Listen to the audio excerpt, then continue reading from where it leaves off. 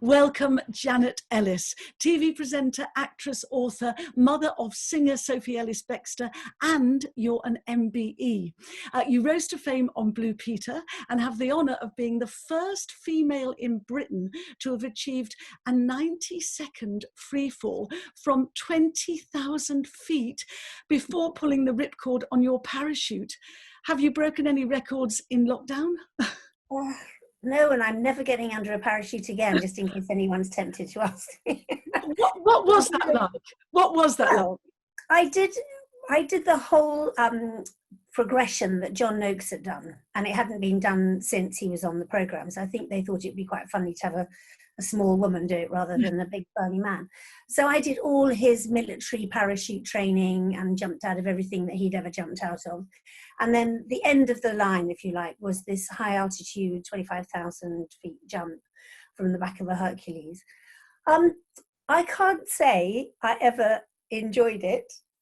I did about 35 jumps in all, which of course for anyone who is a mad keen parachutist is the number they try and do in a week. You know, it was spread out over 3 years because obviously I was still appearing on the programme and doing other filming. But in a way, when it was first suggested to me, and, you know, although it always looked like we didn't have a choice, of course we did, you know, that nobody would have made me and it would have been quite hard. I just thought, you know, I was always the coward at school. I was always the one getting off games. I don't like heights. I'm not particularly physically dexterous. So why don't I have a go at this thing, which is the absolute opposite of who I am, the absolute opposite.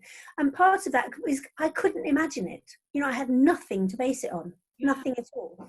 You know, somebody said, I don't know, run across the M1, you know, in high traffic, then you'd think, well, I can pretty much figure out that would be alarmingly dangerous. I just had no way of knowing. Plus, of course, I was training with the RAF Falcons, who were absolutely brilliant, so funny, and just kind of looked after me, kind of got me through. And that was 5,000 feet higher than I thought you were. Wow. Incredible. Well, yeah, I mean, it always sounds amazing that I held the record, and technically I did, but I think about a week later, some other woman went up higher, and I had no desire to beat her. But you sound, Janet, like you've been coping quite well in lockdown, in self-isolation, have you? I think so. I mean, doesn't it ebb and flow for most people? You know, I had a day a couple of days ago where I couldn't make sense of it. I couldn't make sense of the fact I can't see my family. I've got 3 kids, I've got 5 grandchildren, and I miss my friends. And I just kept getting to the same buffer every single time of nobody knows how or when this will end. But I think I'm lucky and I'm naturally optimistic.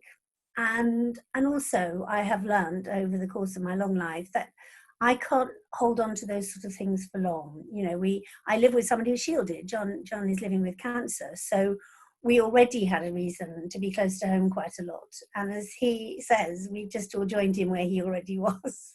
Yeah. Quite a peaceful way of looking at it. Yeah, I read actually that he's got a great sense of humour, your husband, so that must be very healing.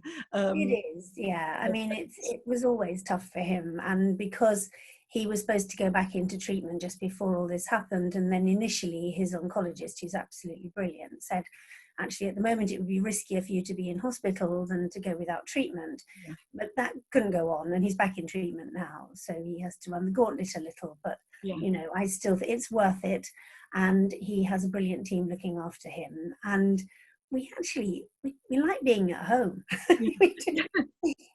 Obviously, if anybody says that, it was always going to be hostage to fortune. And, you know, both of us have said we've always been looking for ways to spend more time together, but not like this. Yes. So yeah, but I think we are lucky in lots of ways. And you know, the kids, I'm touching my lump of wood here, the kids are okay. Good. He's coping okay with chemo, and you know, it's a chemo he's had before, so he tolerates it well. Good. So yeah, and apart from that, I just spend my whole time thinking about food. Yeah, so do I. Never before have I had such a focus. We've even, how sad is this? We've got a whiteboard and we write down what we're having for every meal. I have a blackboard. Also, I've never done meal planning, like what should we do with those leftovers and stuff? I said, no, this I know, it's weird.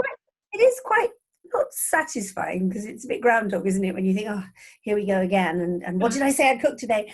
But there's something quite sort of, I don't know, peaceful really about Absolutely. so little to think about it, because everything else you think about is so big, huge, and impossible. Yeah. This one controllable aspect, I suppose, makes it actually okay. I think that's a really good point. And because I won't let Patrick, because he has a history of chest problems and pneumonia.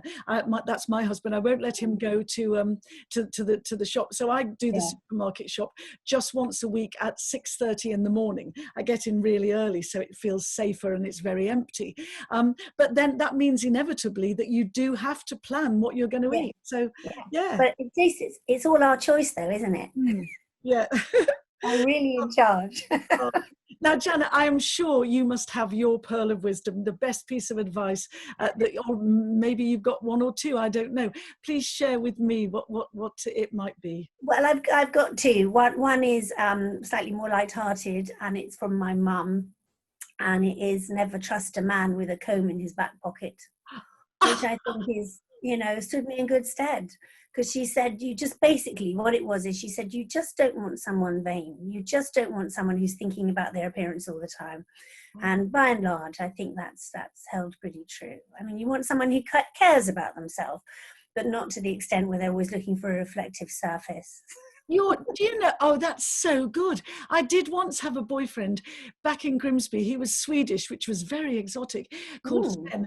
But he did have a comb in his back pocket, and he couldn't stop looking at himself in any reflection shop. Getting the comb out and doing a bit of, yeah.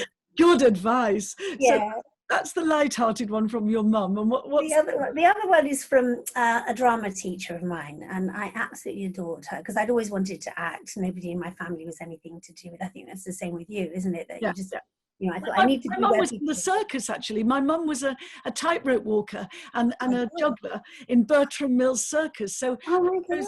Yes, I had a bit of theatricality. I probably saw her. We used to go to Bertram Mills. Yeah. I wanted to be chosen to be the person who got to go on the back of the horse with a rope, just for one round.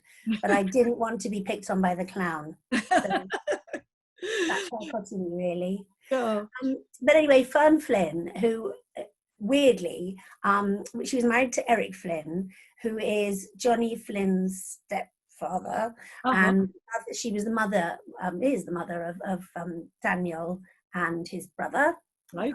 Wasn't it? Anyway, she said to me when I was 13 and really impressionable. So she was the right woman at the time because she was just great. She was really passionate and encouraging and smart.